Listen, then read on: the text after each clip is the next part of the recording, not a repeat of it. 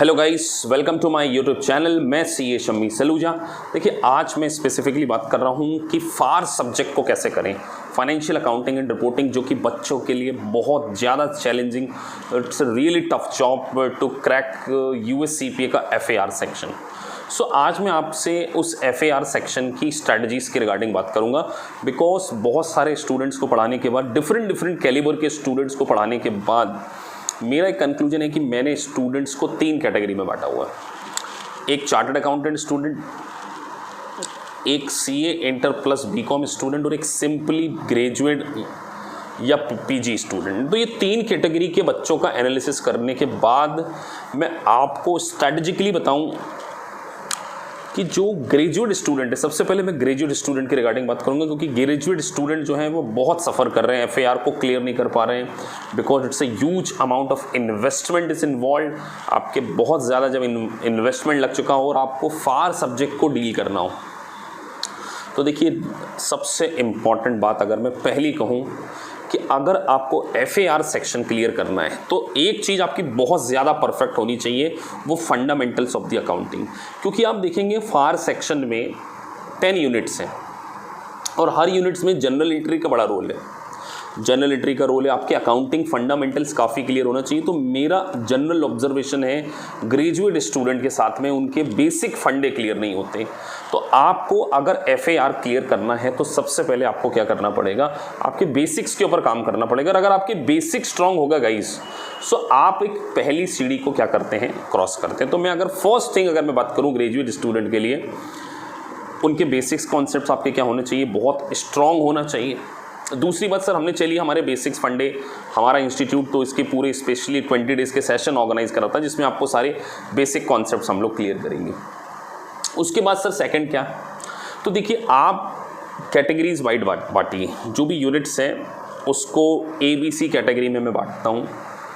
अगर मैं बात करूँ तो आपने जैसे डिफ़िकल्ट टॉपिक्स के मैं आपको नाम बताता हूँ। एफएआर में एम्प्लॉय बेनिफिट्स की अकाउंटिंग आपको काफ़ी डिफ़िकल्ट लगती होगी, फाइनेंशियल इंस्ट्रूमेंट काफ़ी डिफ़िकल्ट लगता है, कंसोलिडेशन और जो बिजनेस कॉम्बिनेशन है वो भी काफ़ी डिफ़िकल्ट है। उसके बाद हैज अकाउंटिंग है, वो भी काफ़ी डिफ़िकल्ट लगती है। इनकम टैक्स की अकाउंटिंग उस चैप्टर्स में है, इनकम टैक्स की अकाउंटिंग भी काफ़ी डिफ़िकल्ट लगती है। और लीज़ में 2 पार्ट होते हैं, लीज़ 1 और लीज़ 2। तो ये एक कैटेगरी के टॉपिक हैं। यहाँ आपका बेसिक फंडामेंटल के साथ साथ आपकी एनालिटिकल स्किल भी क्या होना चाहिए, काफ़ी स्ट्रांग होनी चाहिए। तो मैंने जनरली ऑब्जर्व किया है बच्चों को पढ़ाने के साथ साथ कि आप जो भी रिव्यू प्रोवाइडर्स को प्रेफर कर रहे हैं, either you are following the Becker, Gleim, Ninja, Surgent review, जिस भी रिव्यू प्रोवाइडर के आप स्टडी मटेरियल को प्रेफर कर रहे हैं, तो मेरा मानना है कि सबसे पहले आपको क्या करना चाहिए, आपने जैसे एक यूनिट कंप्लीट कर ली, यूनिट 1 को आपने कंप्लीट कर लिया, तो यूनिट 1 को कंप्लीट करने के बाद आप उसकी समरी बनाइए। अगर आप हर यूनिट की समरी बनाएंगे, जैसे हम लोग जनरली क्या करते हैं क्लास में, स्पेशली क्योंकि मेरी जो बैच है ग्रेजुएट स्टूडेंट की अलग बैच है, चार्टर्ड अकाउंटेंट की अलग बैच है, इसलिए मैं आपको स्पेसिफिकली बता रहा हूँ कि जो ग्रेजुएट स्टूडेंट है उनको मैं कहना चाहूँगा कि जैसे आपकी कोई यूनिट कंप्लीट हो गई, उसके बाद आपको क्या करना चाहिए, उसकी लेमन लैंग्वेज में आप एक अपनी ओन लैंग्वेज में समरी बनाइए। जो भी आपको उसके की पॉइंट्स हैं आप एक जगह उसको लिख लीजिए। और जब एक बार एक यूनिट आपने पढ़ ली और एक यूनिट को पढ़ने के बाद उसकी समरी को पूरी तरीके से अंडरस्टैंड कर लिया, उसके बाद आप क्या करें, मल्टीपल चॉइस क्वेश्चंस को करें। और मल्टीपल चॉइस क्वेश्चन अगर आप कर रहे हैं तो आप पास होने की ओर आगे बढ़ रहे हैं। और मल्टीपल चॉइस क्वेश्चन आपको आंसर देख के क्वेश्चन नहीं आना चाहिए कि आपको पहले खुद ट्राई करना है। आपको पूरा क्वेश्चन रीड करना है, उसके बाद उसका आंसर देना और आपकी प्रोग्रेस देखना है कि फर्स्ट टाइम में आपकी प्रोग्रेस 60% to 70% के बीच में आ रही है कि नहीं आ रही है। सेकेंड टाइम अब आप फिर देखिए कि आपके कौन से क्वेश्चंस गलत हुए हैं, और जो क्वेश्चंस गलत हुए वो क्या कहीं आप कॉन्सेप्चुअली लैग कर रहे हैं। जनरली हम हमारी क्लास में यही करते हैं कि बच्चों को मैं पूरा यूनिट पढ़ाने के बाद उनसे मल्टीपल चॉइस क्वेश्चन करवाता हूँ, और मल्टीपल चॉइस क्वेश्चन में जो उनकी मिस्टेक्स होती हैं, उनके वीक एरियाज़ को हम लोग क्या करते हैं, आइडेंटिफाई करते हैं। तो वीक एरियाज़ को आप आइडेंटिफाई कीजिए। आप पहले अपने चैप्टर को, यूनिट को काफ़ी अच्छे से पढ़िए। जो भी फैकल्टी से आप पढ़ रहे हैं आप पूरी तरीके से पूरी यूनिट्स को पढ़िए, उसकी लेमन लैंग्वेज में अपने नोट्स बनाइए, फिर उसके बाद मल्टीपल चॉइस क्वेश्चन कीजिए। उसके बाद इमीडिएटली आपको क्या करना चाहिए, सारे सिमुलेशन आपको सॉल्व करना चाहिए। अगर एक बार आपने सिमुलेशन पूरे सॉल्व कर लिए, मल्टीपल चॉइस क्वेश्चन कर लिए, और उसके बाद आपने अगर नोट्स भी बना रखे हैं तो आप एक बहुत अच्छी पोजीशन पे। पूरा सिलेबस होने के बाद आप जितने भी रिव्यू प्रोवाइडर्स हैं, मैं बेकर कहूँ, ग्लैम कहूँ, सबको देखा हुआ है मैंने, सब अपनी टेस्ट देते हैं उसमें। आप रेगुलर अपने मॉक टेस्ट दे दीजिए। जिस भी इंस्टीट्यूट में पढ़ रहे हैं आप देखिए कि वहाँ क्या आपके रेगुलर मॉक टेस्ट हो रहे हैं, और मॉक टेस्ट के थ्रू अपने आप को क्या करिए, परफॉर्मेंस को असेस करिए। तो एक ये बहुत अच्छी स्ट्रैटेजी हो सकती है। उसके बाद मैं एक और बात कहूँगा कि देखिए, जब बच्चे क्वेश्चन करते हैं तो क्वेश्चन का जब मल्टीपल चॉइस क्वेश्चन को जब आप कर रहे हैं गाइस, तो बहुत ज़्यादा टाइम मत लीजिए। कई बच्चे जनरली हमारी क्लास में हमने देखा है 4 मिनट्स to 5 मिनट्स 6 मिनट भी लेते हैं, और कई बच्चे 1 मिनट में आंसर देते थे। नहीं, आपको एक क्वेश्चन को करने के लिए 1.5 मतलब मैं मानता हूँ लेस देन 2 मिनट्स आपको लगना चाहिए। तो अगर आप देखिए, क्या आप क्वेश्चन में बहुत ज़्यादा टाइम ले रहे हैं, क्योंकि अगर आप 5 मिनट 4 मिनट एक क्वेश्चन को करने में ले रहे हैं, सो गाइज आप जानते हैं 4 आवर का पेपर है, 66 आपको क्वेश्चन करने हैं, 8 आपके टास्क बेस्ड सिमुलेशन है, तो फिर आपको टाइम कम पड़ जाएगा।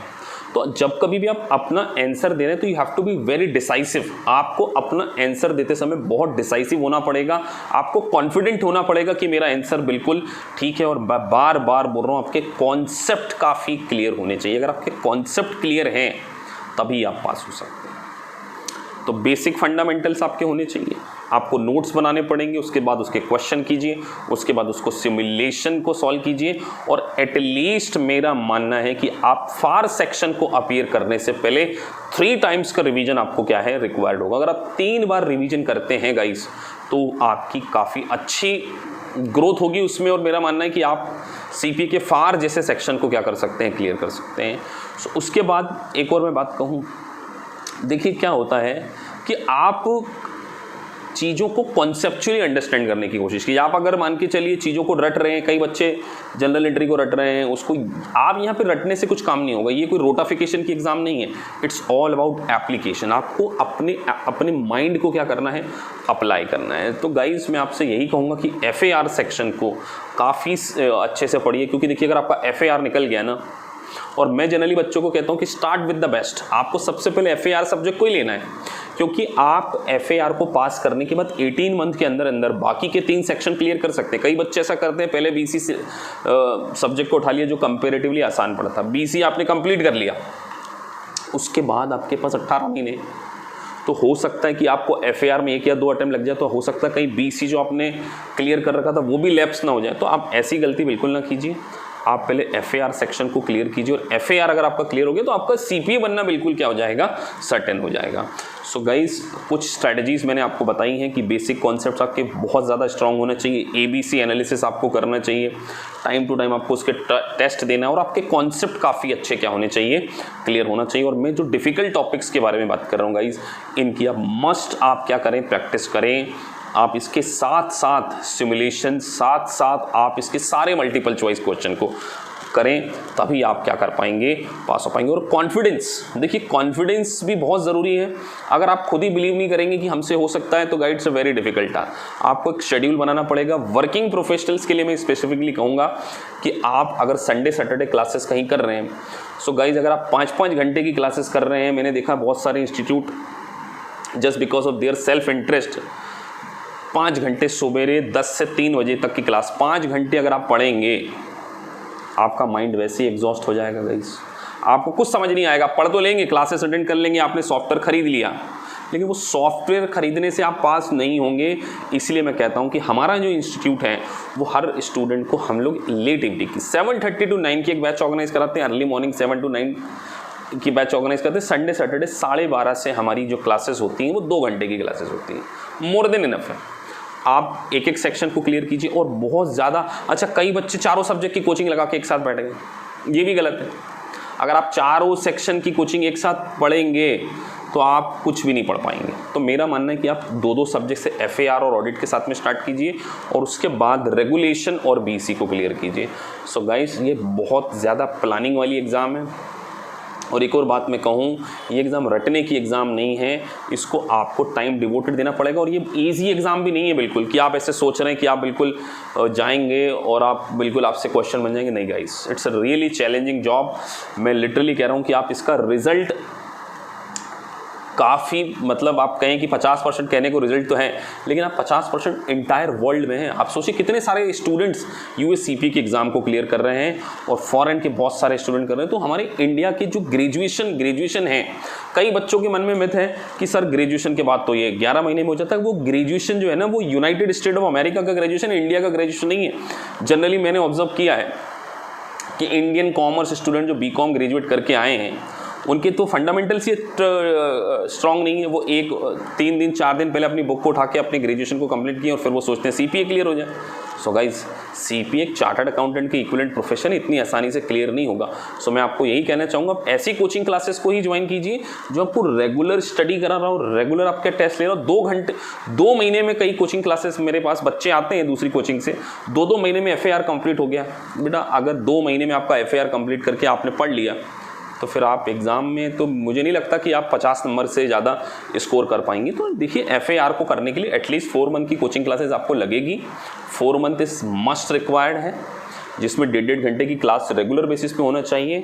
सो गाइस, मैं आपको बस यही कहना चाहूँगा कि अगर आप आपका USCPA फर्स्ट अटेम्प्ट में पास करना चाहते हैं तो एक बार हमारे इंस्टीट्यूट में आइए, डेमो लेके देखिए। आपको अच्छा लगे तो आप ज्वाइन कीजिए, क्योंकि हमारा जो कॉन्सेप्ट है वो बिल्कुल पर्सनल अटेंशन के ऊपर कॉन्सेप्ट है। और आपके जो वीकनेस है, आपकी वीकनेस को हम दूर करेंगे। वर्किंग प्रोफेशनल की साइकोलॉजी को अंडरस्टैंड करते हुए आपके बेसिक सेशन, आपके रेगुलर टेस्ट।